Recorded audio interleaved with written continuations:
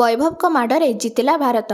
ହରାରେ sports କ୍ଲବରେ ଖେଳାଯାଇଥିବା ଭାରତ ବନାମ ଜିମ୍ବାୱେ ପ୍ରଥମ ଟି-20 ମ୍ୟାଚ୍ରେ ଭାରତ 7 ୱିକେଟ୍ରେ ବିଜୟ ଲାଭ କରିଛି। 3 ମ୍ୟାଚ୍ ବିଶିଷ୍ଟ ଏହି ସିରିଜ୍ରେ ବୈଭବ ସୂର୍ଯ୍ୟବଂଶୀଙ୍କ ରେକର୍ଡ ଭଙ୍ଗକାରୀ ପ୍ରଥମ ଅର୍ଦ୍ଧଶତକ ବଳରେ ଭାରତ 1-0ରେ ଅଗ୍ରଣୀ ହାସଲ କରିଛି। ଜିମ୍ବାୱେ ବିପକ୍ଷରେ ବୈଭବ ମାତ୍ର 19ଟି ବଲ୍ରେ ନିଜର ପ୍ରଥମ ଅନ୍ତର୍ଜାତୀୟ ଟି-20 ଅର୍ଦ୍ଧଶତକ ହାସଲ କରି ଅନ୍ତର୍ଜାତୀୟ କ୍ରିକେଟ୍ ଇତିହାସରେ ଅର୍ଦ୍ଧଶତକ ହାସଲ କରିଥିବା ସବୁଠାରୁ କମ୍ ବୟସର ଖେଳାଳି ହୋଇଛନ୍ତି। ତେବେ ଆପଣମାନେ ଯଦି ବୈଭବଙ୍କ ଫ୍ୟାନ୍ସ ତେବେ ଭିଡିଓଟିକୁ ଗୋଟେ ଲାଇକ୍ ଏବଂ ଚ୍ୟାନେଲକୁ ସବସ୍କ୍ରାଇବ୍ କରିଦେବେ। ତେବେ ଭାରତ ବନାମ ଜିମ୍ବାୱେ ପ୍ରଥମ ଟି-20 ମ୍ୟାଚ୍ରେ ଭାରତ ଟସ୍ ଜିତି ପ୍ରଥମେ ବୋଲିଂ କରିବାକୁ ନିଷ୍ପତ୍ତି ନେଇଥିଲା, ଯେଉଁଥିରେ ଭାରତୀୟ ବୋଲରମାନେ ପ୍ରାରମ୍ଭରୁ ୱିକେଟ୍ ନେଇ ଜିମ୍ବାୱେ ବ୍ୟାଟରଙ୍କ ଉପରେ ତୁରନ୍ତ ଚାପ ସୃଷ୍ଟି କରିଥିଲେ। ମ୍ୟାଚ୍ର ପ୍ରଥମ ବଲ୍ରେ ଓପନର ବ୍ରାୟାନ୍ ବ୍ରେନେଟ୍ଙ୍କୁ ଆଉଟ୍ କରି ଡେବ୍ୟୁଟାଣ୍ଟ ମୟଙ୍କ ୟାଦବ ଟି-20 ଇଣ୍ଟରନ୍ୟାସନାଲରେ ପ୍ରଥମ ବଲ୍ରେ ୱିକେଟ୍ ନେଇଥିବା ତୃତୀୟ ଭାରତୀୟ ବୋଲର ସାବ୍ୟସ୍ତ ହୋଇଥିଲେ, ଯେତେବେଳେ କି ପ୍ରିନ୍ସ ୟାଦବ ଅନ୍ୟ ଓପନରକୁ ପଡ଼ିଆରୁ ବିଦା କରିଥିଲେ। ଶୃଙ୍ଖଳିତ ପେସ୍ ଯୋଡ଼ି ପ୍ରାରମ୍ଭିକ ଚୋକ୍ହୋଲ୍ଡ ପ୍ରୟୋଗ କରିଥିଲେ, ଯାହାଫଳରେ ଜିମ୍ବାୱେ ପାୱାରପ୍ଲେ ଭିତରେ ସଂଘର୍ଷ କରୁଥିଲା। ଡିଅନ୍ ମାୟର୍ସ ଏବଂ ଅଧିନାୟକ ସିକନ୍ଦର ରାଜାଙ୍କ ପରି ପ୍ରମୁଖ ଟପ୍ ଅର୍ଡର ଖେଳାଳିମାନେ ଆକ୍ରମଣାତ୍ମକ ନୂତନ ବଲ୍ ଆକ୍ରମଣ ବିରୁଦ୍ଧରେ ପ୍ରଭାବ ପକାଇ ପାରି ନଥିଲେ। ପାୱାରପ୍ଲେ ପରେ ମଧ୍ୟ ରବି ବିଷ୍ଣୋଇ ଏବଂ ଶିବମ ଦୁବେ ଚାପ ବଜାୟ ରଖିଥିଲେ।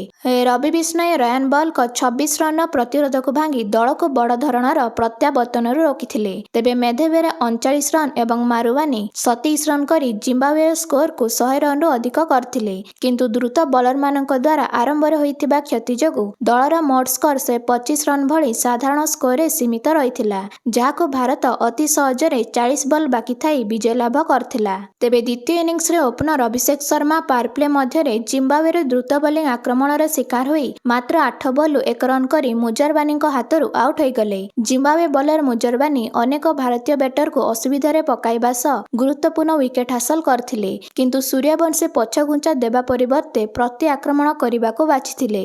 ବୈଭବ ସୂର୍ଯ୍ୟବଂଶୀ 19ଟି ବଲ୍ରୁ 4ଟି ଛକା ଏବଂ 4ଟି ଚୌକା ସହ 263 ଷ୍ଟ୍ରାଇକ୍ ରେଟ୍ରେ ନିର୍ଭୀକ ଭାବେ 50 ରନ୍ ସଂଗ୍ରହ କରି ଦଳ ପାଇଁ ଲକ୍ଷ୍ୟ ହାସଲ ପ୍ରକ୍ରିୟାରେ ପ୍ରମୁଖ ଭୂମିକା ଗ୍ରହଣ କରିଥିଲେ, ଯାହା ଦେଖି ଡଗ୍ଆଉଟ୍ରେ ଥିବା କୋଚ୍ ଏବଂ ଖେଳାଳିମାନେ ଛିଡ଼ା ହୋଇ ତାଳି ବଜାଇଥିଲେ। ତେବେ ଅସ୍ଥାୟୀ କୋଚ୍ ଭିଭିଏସ୍ ଲକ୍ଷ୍ମଣ ଏବଂ ଅଧିନାୟକ ଶ୍ରେୟାସ ଅୟ୍ୟରଙ୍କ ତତ୍ତ୍ୱାବଧାନରେ ଯୁବ ଯୋଡ଼ିଙ୍କୁ ଓପନିଂ କରିବା ଏହି ଭାଗିଦାରୀର ମୁଖ୍ୟ ବିଷୟ ଥିଲା। ପୂର୍ବ ସିରିଜ୍ରେ ପରାଜୟ ପରେ ନିଜର ଫର୍ମ ଫେରାଇ ପାଇବା ଏହାର ଲକ୍ଷ୍ୟ ଥିଲା, ଯାହାକି ଏହି ମ୍ୟାଚ୍ରେ ନଜର ଆସିଥିଲା। ତେବେ ବୈଭବ ସୂର୍ଯ୍ୟବଂଶୀଙ୍କ ୱିକେଟ୍ ପରେ ଇଶାନ କିଶନ ଏବଂ ଶ୍ରେୟାସ ଅୟ୍ୟରଙ୍କ 46 ରନ୍ର ଏକ ଗୁରୁତ୍ୱପୂର୍ଣ୍ଣ ଭାଗିଦାରୀ ଭାରତକୁ 7 ୱିକେଟ୍ରେ ବିଜୟ ଲାଭ କରିବାରେ ସାହାଯ୍ୟ କରିଥିଲା।